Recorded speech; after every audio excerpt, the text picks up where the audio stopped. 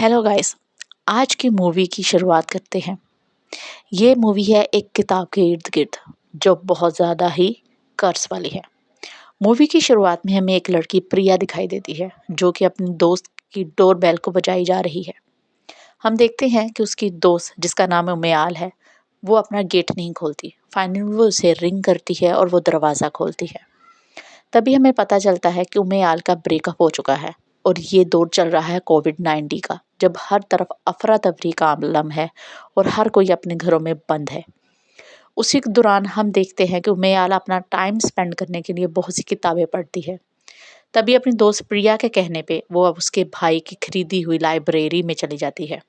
आनंद उसे अपनी लाइब्रेरी की तरफ लेके जाता है और उसे वहाँ की सारी बुक्स के बारे में बताता है। तभी उमयाल उससे पूछती है कि कोई ऐसी जगह भी है, कोई ऐसी बुक्स जो बहुत पुरानी हो, जिनमें बहुत ज़्यादा कर्स छुपा हो। मुझे नॉन फ़िक्शन बहुत ज़्यादा पसंद है। तभी वो एक बुक को लेती है और पढ़ना शुरू कर देती है। उस बुक की पहली शुरुआत में हमें लड़की दिखाई जाती है जिसका नाम होता है मीरा। मीरा एक सीढ़ियों पे बैठी होती है। दिखाया जाता है कि मीरा को उसके ही मकान मालिक ने घर से निकाल दिया है कोविड-19 की वजह से, और वहीं पे उसका दूसरा नेबर उसकी हेल्प करता है और उसे अपने साथ अपने फ्लैट में ले आता है। वो काफ़ी अच्छे से मीरा का ख़्याल रखता है। लेकिन एक चीज़ मीरा को काफ़ी ज़्यादा अजीब लगना शुरू हो जाती है। आहिस्ता-आहिस्ता जैसे वो उस घर में रहती है, उसे फ़ील होता है कि जैसे वो लड़का कुछ अजीब बिहेव करता है। इससे पहले कि वो कुछ और महसूस कर पाती, वो अपने दोस्त से कहती है कि मुझे ऐसा लगता है कि मेरे साथ कुछ ना कुछ गलत है। मैं जो भी सोचती हूँ, वो वैसा ही हो जाता है। जैसे कुछ दिन पहले मैंने अपनी लॉन्ड्री वाले के बारे में सोचा था कि वो मर जाए, तो वो मर गया है। वो दोनों इसी बात का टेस्ट लेते हैं और एक पिज़्ज़ा डिलीवर बॉय को बुलाते हैं, लेकिन ऐसा कुछ नहीं होता। फिर एक दिन मीरा सोई हुई जागती है तो वो देखती है कि वो लड़का एक ज़िप बैग में किसी को बंद करके बाहर लेके जाता है। आहिस्ता-आहिस्ता मीरा के दिल में डर बैठना शुरू हो जाता है और हम देखते हैं कि जैसे ही मीरा एक दिन उसका पीछा करती है तो उसे पता चलता है कि उसके वॉशरूम में एक लड़की की डेड बॉडी है। जी हाँ, वो लड़का जितना मासूम दिखाई देता था, वो उतना मासूम होता नहीं है, बल्कि वो लड़कियों को बुलाता है, उनको मैनिपुलेट करके ने बाद उनका मर्डर कर देता है। वो मीरा के साथ भी यही सब करना चाहता था। सडनली वो फ़ील करता है कि उसके घर में कुछ है, जैसे हर चीज़ अपनी तरफ से हिलना शुरू हो जाती है। वो अपने दोस्त पे कॉल पे बात करता है और उसे इस बारे में सब कुछ बताता है। तभी उसका दोस्त उसे कहता है कि उस लड़कियों की पिक्चर मुझे भी भेजो। जब वो मीरा की पिक्चर देखता है तो वह हैरान रह जाता है, क्योंकि कुछ माह पहले मीरा की मौत की खबर आ चुकी होती है। लड़का काफ़ी हैरान होता है, जैसे ही कमरे में जाता है तो उसे वहाँ पे मीरा दिखाई नहीं देती। यानी कि इस फर्स्ट स्टोरी में हमें यही नज़र आता है कि मीरा एक भूत ही थी और वो उस लड़के से बदला लेने आई थी। उसके बाद ये कहानी यहीं पे अनयूजुअली एंड हो जाती है। तभी हमें दिखाया जाता है कि मीरा का करैक्टर एक लिखा-लिखाया करैक्टर है। फिर एक पल के लिए हम देखते हैं कि मीरा अपने फ्लैशबैक में जाती है और दोबारा से सारा सीन क्रिएट होता हुआ हमें दिखाई देता है। स्टोरी वापस आती है उमयाल लाइब्रेरी में। वो बैठी इसी किताब को पढ़ के हैरान हो रही होती है कि ये कैसे मुमकिन है? ऐसा कैसे हो सकता है? तभी वो आनंद के पास जाती है और ये ढूँढने की कोशिश करती है कि आखिरकार इस किताब को लिखा किसने है? क्योंकि जो राइटर का नाम था वो तो मिट चुका था। लेकिन आनंद के ना मिलने की वजह से वो दोबारा आके बैठती है और दूसरी कहानी शुरू कर देती है, जिसका नाम होता है काजल चिल्ला रही है। अब सेकंड स्टोरी में हमें दिखाया जाता है कि कोविड-19 का ही दौर है। कोविड-19 ही चल रहा है, जिसमें एक लड़की जो कि बहुत बड़ी एक इन्फ्लुएंसर होती है, वो अपने यूट्यूब चैनल के लिए अजीबो-गरीब सी रेसिपीज़ बनाती है। उन रेसिपीज़ का नाम होता है फिंगर बिरयानी। अब हम देख के बड़े हैरान होते हैं कि आखिरकार ऐसा कैसे हो सकता है? शायद वो अपने व्यूज़ लेने के लिए ये सब कर रही होती है। इसी दौरान हम देखते हैं कि उसके चाहने वाले काफ़ी ज़्यादा उसके घर में आते-जाते रहते हैं और उसके बारे में उससे पूछते रहते हैं। वो बड़े वियर्ड तरीके से सबको अपने घर के अंदर ले जाती है। रात का सीन शिफ्ट होता है और हम देखते हैं कि काजल अपने घर में खड़ी अपनी वीडियो शूट कर रही होती है। तभी उसे अपनी बैक पे एक आदमी का जाना दिखाई देता है। वो डर जाती है और इसी घबराहट में वो एक छुरी को पकड़ती है और अपनी जान बचाने के लिए उस ओर जाना शुरू कर देती है जहाँ पे उसने वो साया देखा था। लेकिन काफ़ी आगे जाने के बाद उसे कोई दिखाई नहीं देता। सडनली उस पे हमला हो जाता है। काजल इस हमले के बाद काफ़ी ज़्यादा डर भी जाती है। उसी दौरान हम देखते हैं कि काजल बार-बार अपने मोबाइल फ़ोन को देखती है और पीछे से उस आदमी के बारे में पता लगवाने की कोशिश करती है। जैसे-जैसे वक़्त गुज़रता जाता है, काजल काफ़ी ज़्यादा घबराना शुरू हो जाती है। उसकी घबराहट उसके चेहरे पे साफ दिखाई देती है। तभी हम देखते हैं कि काजल मारती हुई वापस आती है और यहीं पे सीन एकदम से शिफ्ट हो जाता है। एक ट्विस्ट आता है अंधेरे के बाद, और वो ट्विस्ट ये होता है कि कोई भी काजल को मारने नहीं आ रहा था, बल्कि काजल ही सबकी उँगलियाँ काट रही है। एक साइको, एक लड़की जो बिल्कुल साइको है, इंसानों की असल उँगलियाँ काट-काट के उसकी बिरयानी बना के और अपने व्यूज़ को जनरेट कर लेती है। उसके बाद उम्मेयाल अगला पन्ना पलटती है और नई कहानी शुरू कर लेती है। अब की बार कहानी में हमें दिखाया जाता है कि दो लोग एक म्यूज़िक डायरेक्टर के स्टूडियो के बाहर खड़े होते हैं।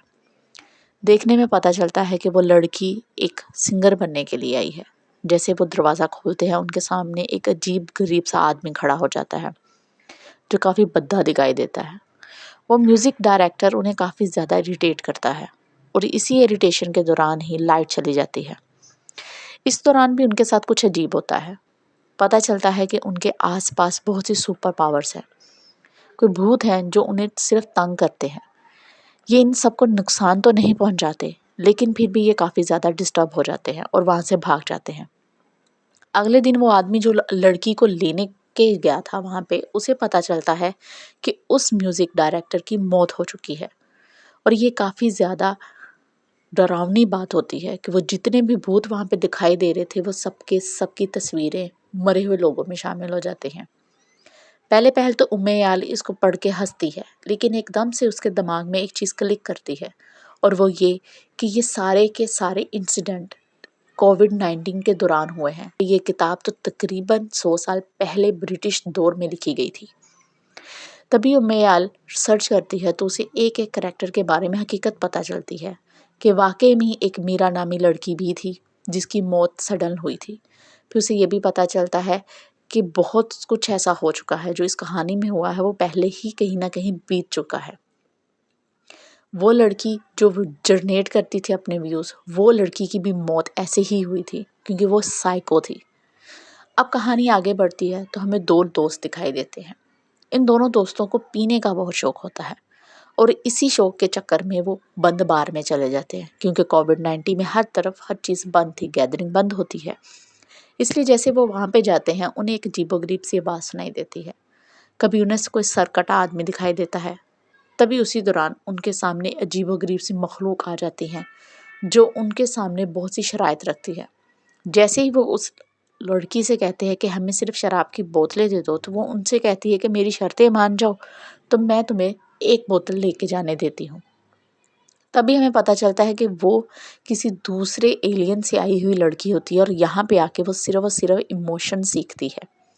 इसी इमोशंस के चलते वो दोनों लड़कों से उनके दिल की बात जानती है और उन्हें बोतल दे के गिफ्ट चली जाती है। ये स्टोरी कुछ अजीब-सी थी, अनरेलेवेंट सी। लेकिन इसके बाद जो होता है वो काफ़ी ज़्यादा इंटरेस्टिंग हो जाता है। उम्मेयाल को ये सारे करैक्टर अपने इर्द-गिर्द दिखाई देते हैं। कभी उसे वो फिंगर फिंगर फिंगर नॉक सुनाई देता है, कभी उसके सामने मीरा आती है और कभी वो एलियन जो रिसेंटली उसने किताब में पढ़ा होता है। तभी वो सारे कहते हैं कि तुमने हमें ज़िंदा कर दिया है। तभी उम्मेयाल अपनी आखिरी कहानी की तरफ बढ़ती है। जैसी वो कहानी पढ़ती है, इसमें वो देखती है कि एक गाँव का मंज़र दिखाया जाता है, जिसमें ये दिखाया जाता है कि कोई चुड़ैल है, जो जादू करती है और लोगों के बच्चे और नौजवानों को कत्ल कर देती है। उसी दौरान हमें एक लड़की दिखाई देती है, जिसका करैक्टर काजल अग्रवाल प्ले करती है। मैं यहाँ पे उनका नाम लूँगी, पता चल जाएगा कि क्यों। स्टोरी आगे बढ़ती है और हम देखते हैं कि काशी नामी वहाँ का सरदार है, वो भी काफ़ी ज़्यादा डिस्टर्ब हो जाता है। देखने में पता चलता है कि काजल अग्रवाल का जो हस्बैंड होता है वो फ़ौज में होता है और उसने वापस आना होता है। इसी खुशी में पार्टी चल रही होती है और वो पूरे गाँव को खाना खिलाती है। तभी ही काशी भी आता है वहाँ पे और आके उससे बात करता है। हम देखते हैं कि काजल अग्रवाल बहुत ही दयालु होती है, किसी के भी दुःख को बर्दाश्त नहीं कर पाती, हर एक की मदद के लिए आगे आगे रहती है, इसलिए सारा गांव उससे बहुत मोहब्बत करता है। और दूसरी तरफ वो सबसे बड़े जिम्मेदार की बीवी होती है और मियाँ उसका फौज में होता है, इसलिए वो सारा कुछ खुद संभालती है।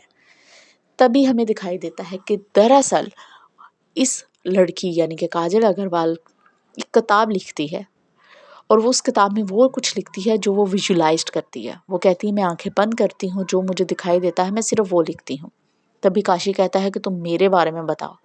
वो उनके बारे में विजुलाइज करती है तो उन्हें पता चलता है कि काशी की बहुत जल्द मौत हो जाएगी। इसी दौरान बाहर से शोर पड़ता है। जैसे वो बाहर जाती है तो पता चलता है कि उसका जो हस्बैंड फौज में गया था उसकी मौत हो गई थी, इसलिए वो शहीद होके वापस आया है। अगले दिन हमें दिखाया जाता है, कुछ अरसा बीतता है तो हर तरफ उस औरत की जायदाद हड़पने के लिए उसके इर्द गिर्द साजिशों के जाल बुन दिए जाते हैं। काशी भी उन्हीं में से एक शामिल हो जाता है।